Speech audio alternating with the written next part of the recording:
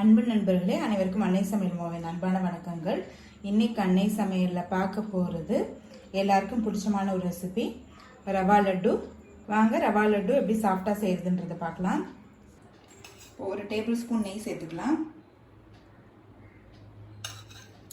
அடுத்தது 1.5 கப் ரவை சேர்த்துக்கலாங்க. நான் இந்த கப் எடுத்திருக்கேன். நீங்கள் விருப்பப்பட்டீங்கன்னா எந்த கப் வேணால் யூஸ் பண்ணிக்கலாங்க. இப்போ நல்ல வாசனை வர வரைக்கும் ரவையை வறுத்துக்கலாங்க. தோலை வச்சு நல்லா வறுத்துக்கோங்க.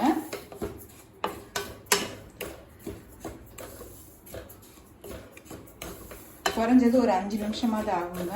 அதனால 5 நிமிஷம் வரைக்கும் நல்லா வறுத்துக்கோங்க. இப்போ ரவையிலேருந்து நல்ல வாசனை வருதுங்க. உங்களுக்கு பார்க்கும் போதே தெரியும், கலர் லேசாக மாறி இருக்கு. நம்ம போடும்போது நல்லா வெள்ளையா இருந்தது, இப்போ பார்த்தீங்கன்னா ஒரு மஞ்சள் கலர்ல இருக்கு. இப்போ இதை எடுத்து தனியாக வச்சிடலாம். தேவையான அளவு நெய் சேர்த்துக்கலாம். கொஞ்சமாக பாதாம் சேர்த்துக்கலாங்க. பாதாம் கலர் லேசாக மாறுற வரைக்கும் வறுத்துக்கலாம். அடுத்தது கொஞ்சம் முந்திரி,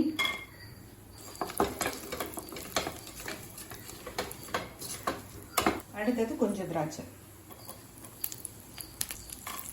கொஞ்சம் கருப்பு திராட்சை.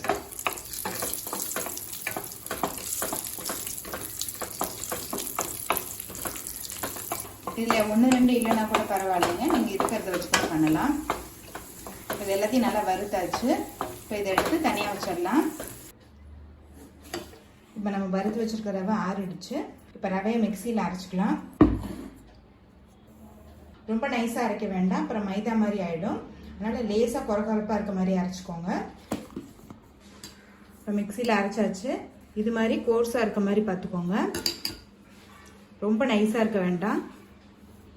இப்போ இது ஒரு வேறு பாத்திரத்துக்கு மாற்றிக்கலாங்க. இப்போ அடுத்தது 1 கப் சர்க்கரை சேர்த்துக்கலாங்க. நீங்கள் 1 கப் ரவை சேர்க்குறதா இருந்தால் 3/4 கப் சர்க்கரை போட்டுக்கோங்க. இது கூடவே 4 ஏலக்காய் சேர்த்துக்கலாம். இப்போ இதையும் மிக்சியில் அரைச்சிக்கலாங்க. இப்போ இதையும் ரொம்ப நைஸாக நான் அரைக்கல, கொஞ்சம் கோர்ஸாக தான் அரைச்சிருக்கேன். இப்போ இதை ரவையில் போட்டுக்கலாம்.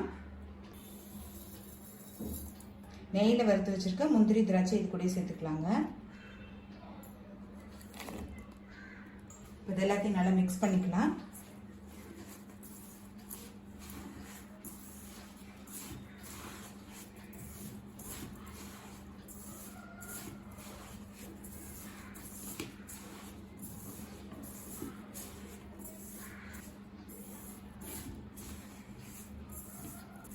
இப்போ எல்லாத்தையும் நல்லா மிக்ஸ் பண்ணியாச்சுங்க.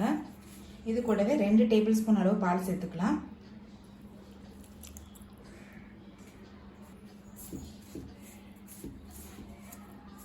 நீங்கள் விருப்பப்பட்டீங்கன்னா ஃபுல்லாக பால்லே கூட பண்ணலாங்க. இப்போ இதை நல்லா மிக்ஸ் பண்ணியாச்சு. கொஞ்சமாக நெய் சேர்த்துக்கலாம். நெய் ஆரம்பத்திலே சேர்க்காதீங்க, கொஞ்சம் கொஞ்சமாக சேர்த்துப்பிடிங்க.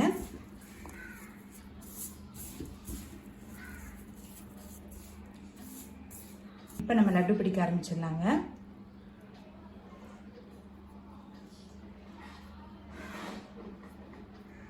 உங்களுக்கு பிடிக்க கஷ்டமாக இருந்ததுன்னா இன்னும் கொஞ்சம் பால் சேர்த்துக்கோங்க, அப்படி இல்லைன்னா நெய் கூட சேர்த்துக்கலாம்.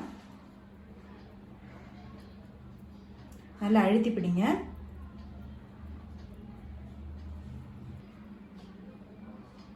அவ்வளோதாங்க. இதே மாதிரி எல்லாத்தையும் பண்ணிக்கலாம். நீங்கள் விருப்பப்பட்டால் இன்னும் கொஞ்சம் பெருசாக கூட பிடிச்சிக்கலாம்.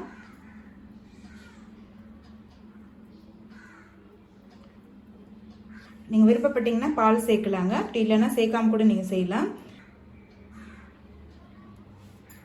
தேவைப்பட்டுச்சுன்னா இன்னும் கொஞ்சம் சூடான பால் இல்லைன்னா நெய் ஊற்றி கூட நீங்கள் பிடிக்கலாம்.